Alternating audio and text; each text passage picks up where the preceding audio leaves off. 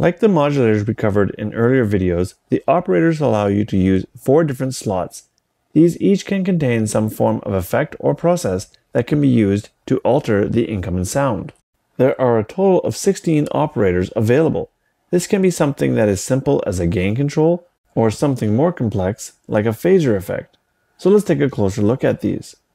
The controls in these operators can be adjusted directly in the interface, or as seen, can be controlled via the matrix using the methods that we covered in the previous videos. The first operator is the gain control. It requires little introduction. This is used to reduce the volume of the incoming signal.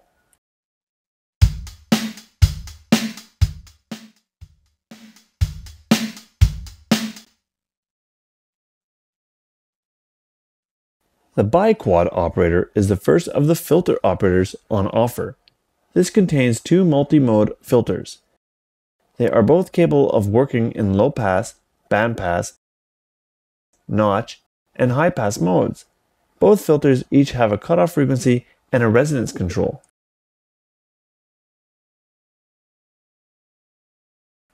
There is a morph control located here that allows you to blend the sounds that are processed by each filter.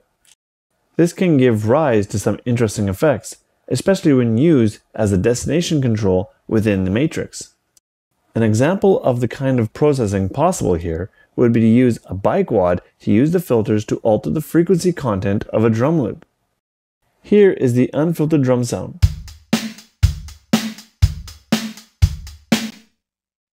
We're going to process this using a low pass filter in A and a band pass filter in B. Insert a low frequency oscillator into the modulator 1 slot. This will target the cutoff frequency for both the low pass and the band pass filter, adjusting the sensitivity to suit. We'll leave this just as a simple sine wave.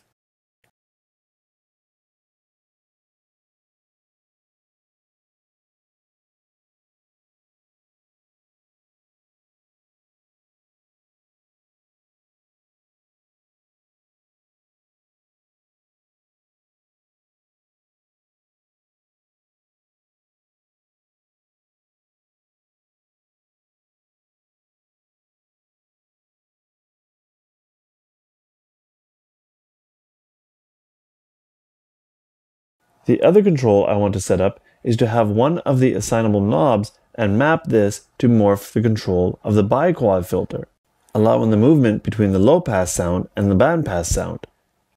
Starting the loop again, we'll adjust the controls until we have a sound we are happy with, and then we can use the assigned control for some real-time automation.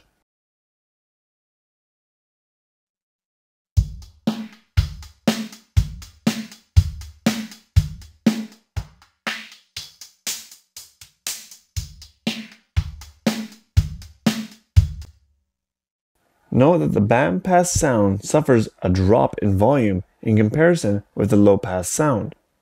This can be compensated for by increasing the resonance of the band pass filter, or alternatively, as we'll do here, is to insert a gain operator into slot 2 and have the matrix map this to some control, adjusting the sensitivity levels until we are happy with the balance of the 2 levels.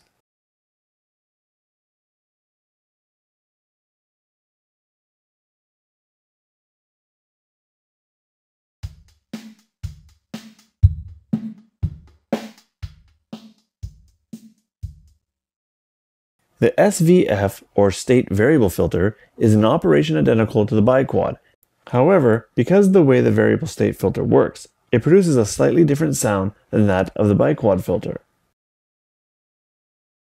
The sound of the ambiguous Moog synthesizer was in no small part attributed to its low-pass ladder filter, which is replicated here within nitrous.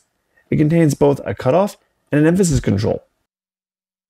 As mentioned in an earlier video, the emphasis control is essentially the same as a resonance control that you'll find in other filters we have covered so far.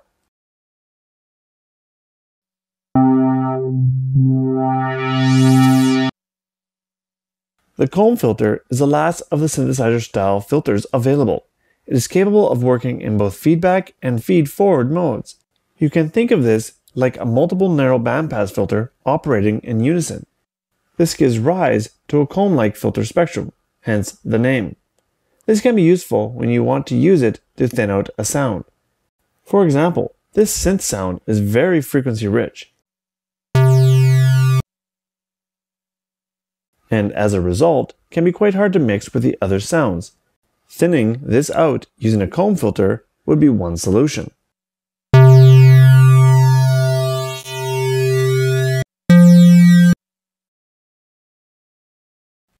The EQ filter provides you with two parametric equalizers to process your sound with.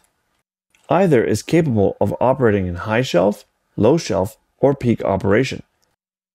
And like most equalizers you may have used, contains a gain control